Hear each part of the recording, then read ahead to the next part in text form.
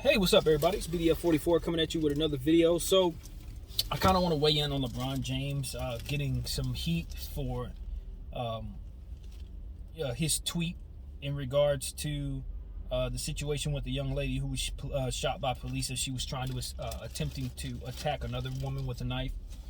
And I think LeBron initially tweeted the word accountability, erased that, and then put another tweet out there where he kind of came back and told the world what he was trying to accomplish in saying the word accountability. And he's gotten a lot of flack, just like he always does when he says things that are presumed as controversial or perceived as controversial. And this was no exception.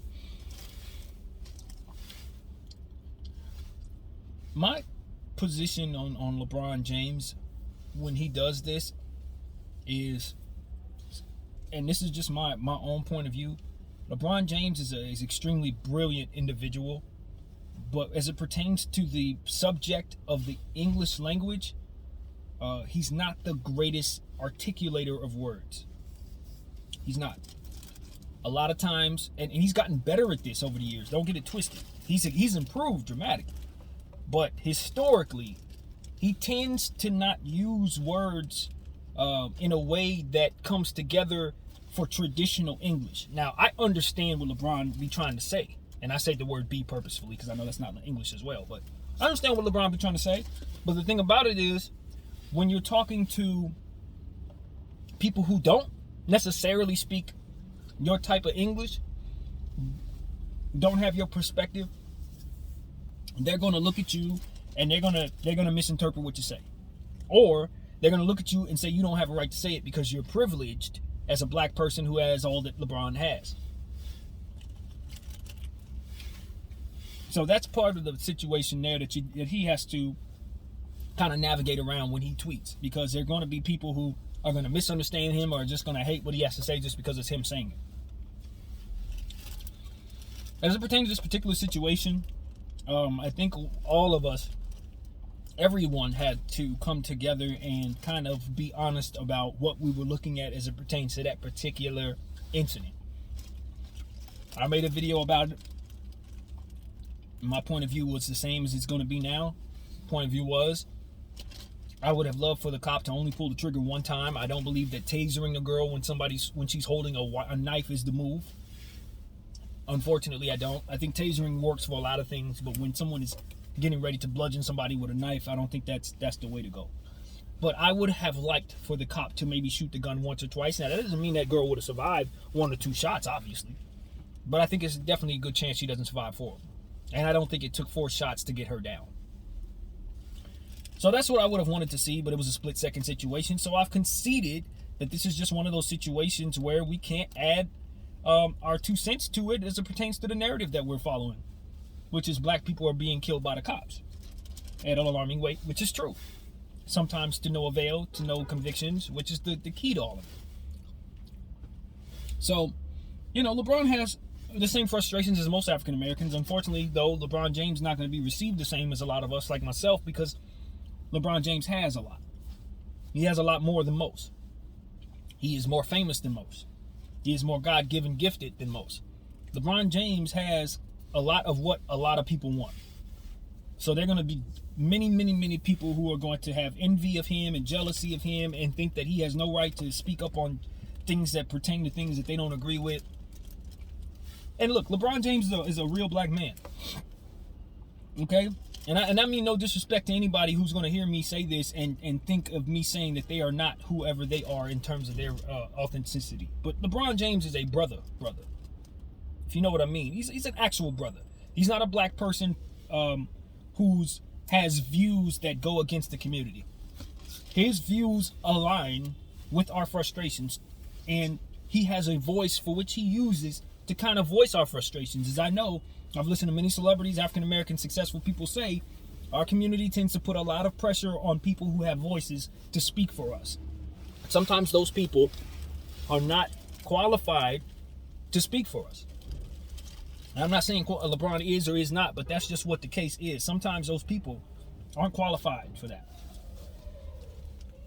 So it's a situation where I understand why LeBron James feels obligated to open his mouth, because that's how it goes.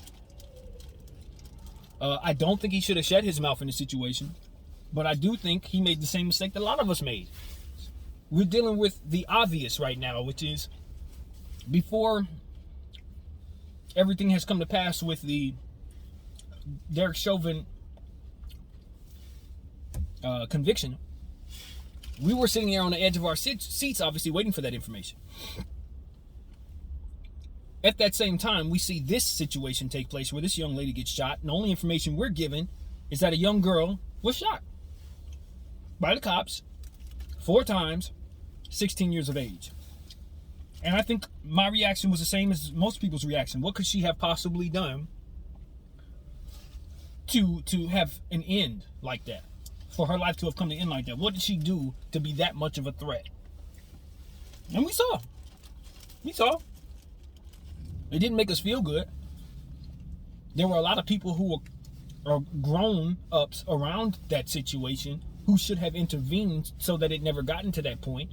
Or a grown man in that situation who should have jumped in the way of her trying to stab that other girl just because it's a decent thing for us to do. Try to stop young girls from destroying each other. I mean, you think a man who would be present, he would try to intervene. But, not all of us are real men out here. Just because we have what we have don't mean that we're men. At any rate, I said all of that to say, LeBron James made a mistake that a lot of us probably made in that moment. The difference is the whole world's not watching our accounts, our Twitter accounts. As to where he went back and erased it when he saw the footage and said, oh, well, this is a unique situation. Unfortunately, there wasn't a whole lot of options for the cop. Unfortunately, she was going to try to kill somebody else in front of the cops. And her actions are what caused the cop to enact his training on her. A lot of people in our community want to blame the people around. I find solace in that as well. You know what I mean? I feel a lot better if I'm not blaming a 16-year-old girl for her own death when she didn't shoot herself. I'm not going to blame the cop who was a hero in this situation for saving the other girl. I'm going to blame everybody around because that just feels better. But the reality is, and this is the truth, it's a deadly mistake when you try to attack somebody in front of a police officer.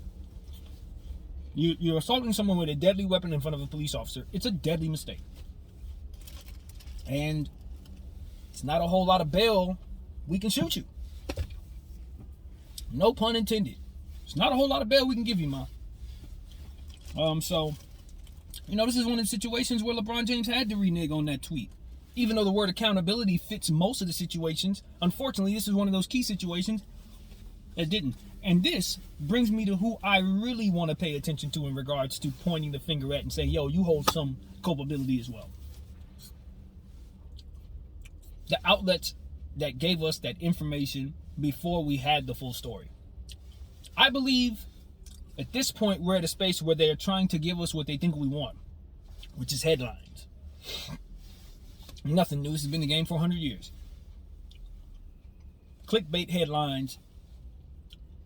And even more so, down the conspiracy theory rabbit hole, circumstances created so that we react, rather than situations that happen and then force us to react. These situations are imagined and created by someone or entity to get us to behave as we do. To get us to think that it's about to be something, so that we'll jump out the window and think, race first, racism first.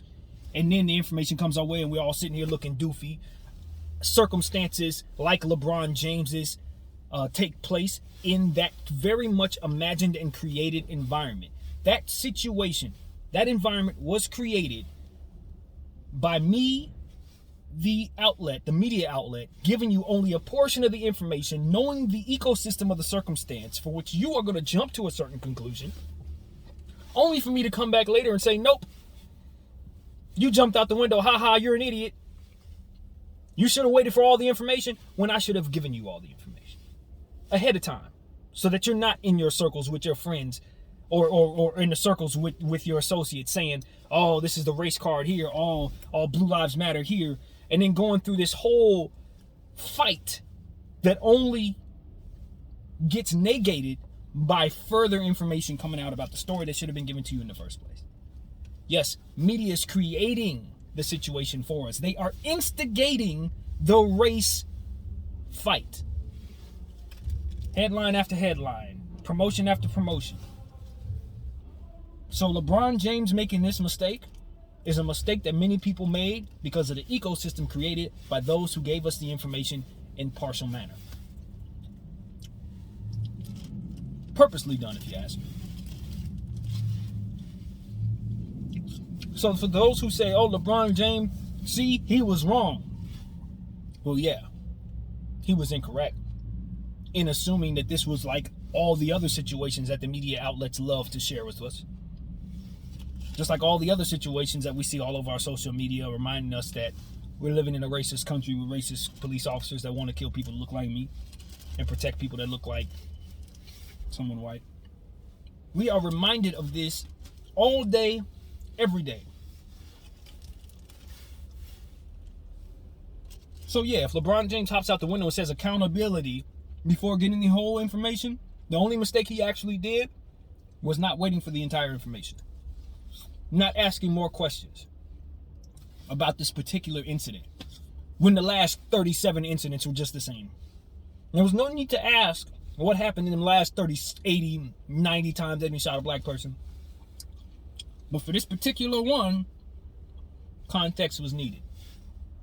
And because LeBron James texted or tweeted what he tweeted in this particular situation, now he's somebody that the enemy can jump on and say, yo, he's the worst guy in the world. Oh my God, it's freaking racist, blah, blah, blah. This was the one time he would have been wrong, buddy. All the other 72 times where he could have put the word accountability after a black person was shot, he would have been right. So get off his backside about that, you demon. That's what I want to say to all those who fit the bill for that. Get off his backside about that, you freaking demons. Go do something with yourselves other than hating people that look like me for reasons that don't have anything to do with you. Racism is so silly.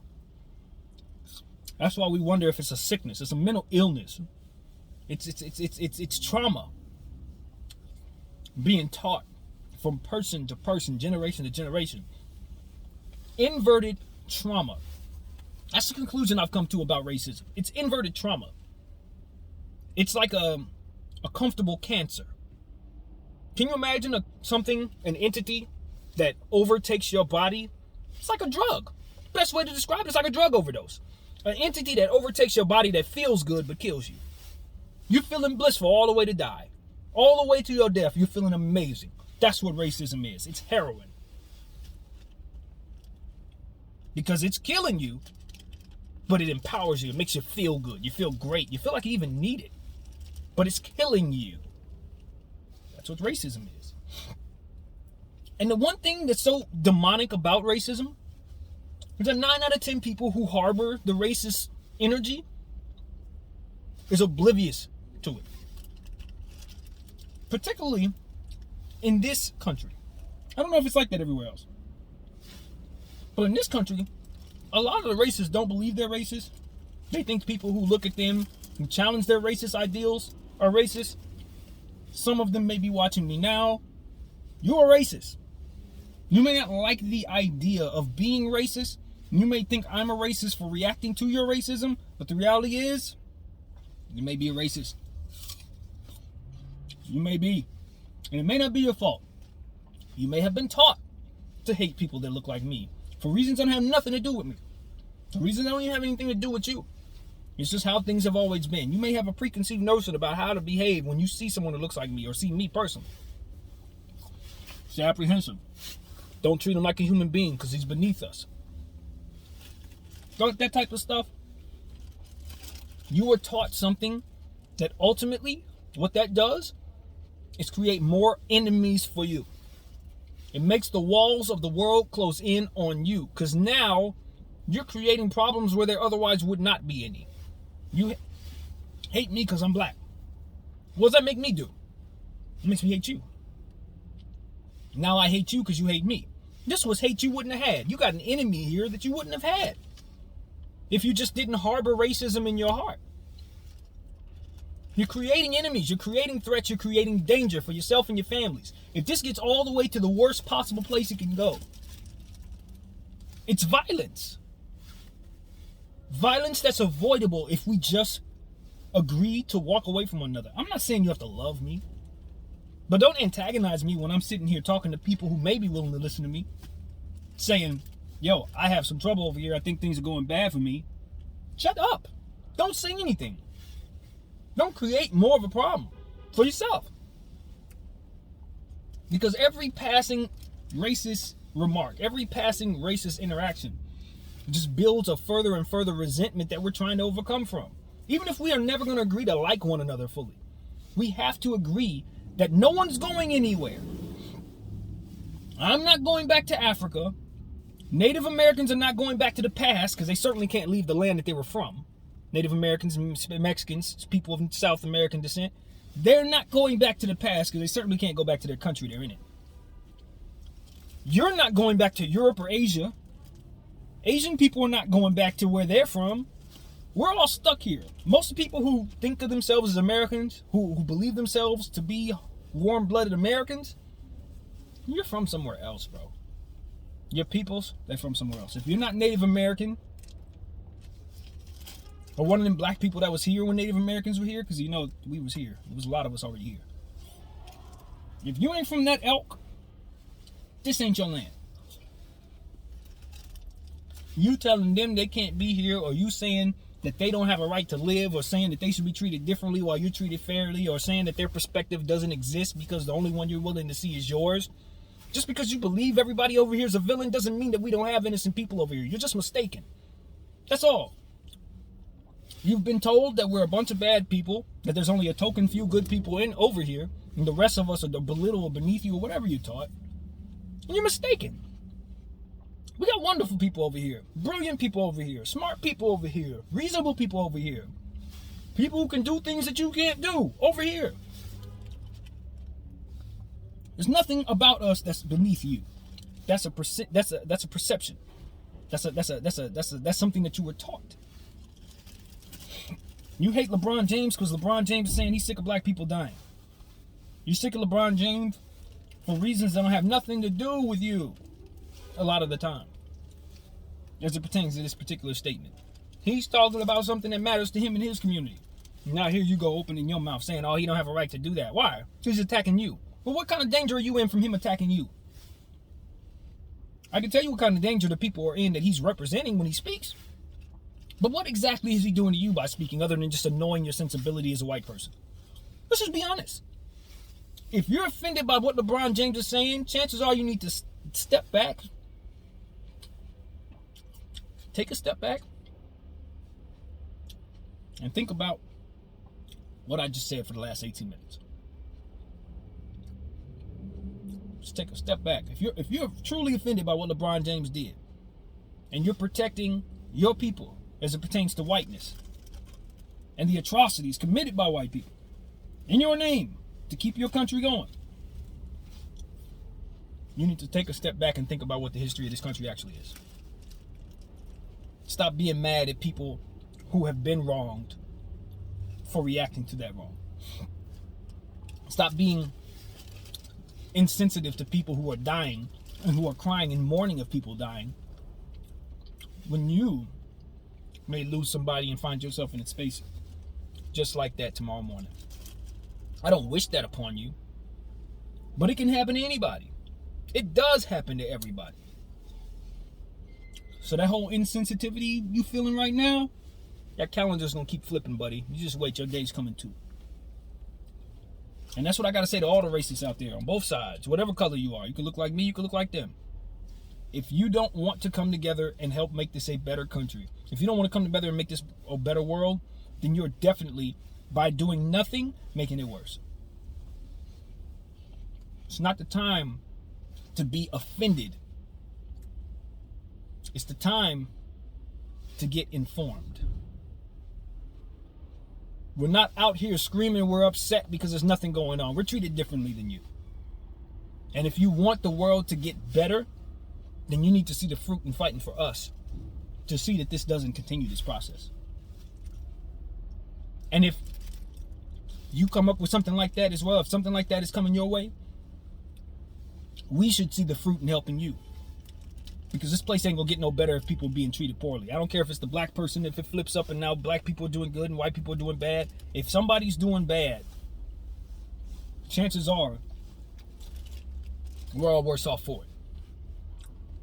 So this racism, this hatred, this bullcrap, this, oh, I'm gonna be mad at him because he's reacting to the injustices he perceives. The best thing you can do as somebody who doesn't look like us is shut all the way up when we tell you we're dealing with something. Don't try to relate to it. You can't relate to it. Don't try to put yourself in our shoes. You don't have the first concept to help put you in that space. It's not there. It's literally missing. And that's okay. But what's not okay is you telling me that you don't believe that I have a reason to be upset when you haven't even offered an opportunity to step into one of my shoes. So that's what I got to say, man. I'm not mad at LeBron James for mistaking on that damn tweet. Half of black America did the same thing until we saw the footage and then had to swallow our pride because this is what took place. It didn't feel good to be wrong about this one. Hell, we're not wrong about any of the other ones. Cops shooting people every day. Seems that way. It's not LeBron's fault they finally got one right. In theory. Because the training is still a little flawed. You figure you need to pump 4 bullets into a 4-year-old girl to get a knife out of her hand. I mean, a 16-year-old girl, rather. But I digress, man. Get off LeBron back. My name is BDF44. Thank you guys for watching. I'm out.